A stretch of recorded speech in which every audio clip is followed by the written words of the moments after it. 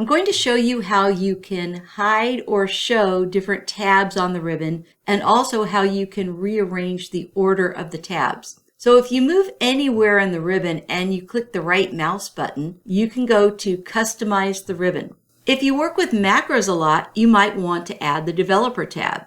So I'll just scroll down, click on Developer, choose OK, and notice the Developer tab is now on the ribbon. I think I'd like to move the Help tab to the end of the ribbon. I'll move back to the ribbon, I'll right-click and choose Customize the Ribbon. I'll scroll down till I find Help, and I'll click on it, and then I'll click this button to move it down. Then I'll click OK, and now Help is displayed at the end of the ribbon. And if I decided I don't want Developer on the ribbon anymore, I'll right-click, go to Customize the Ribbon, scroll down, and I'll uncheck Developer, choose OK, and now it's not on the ribbon.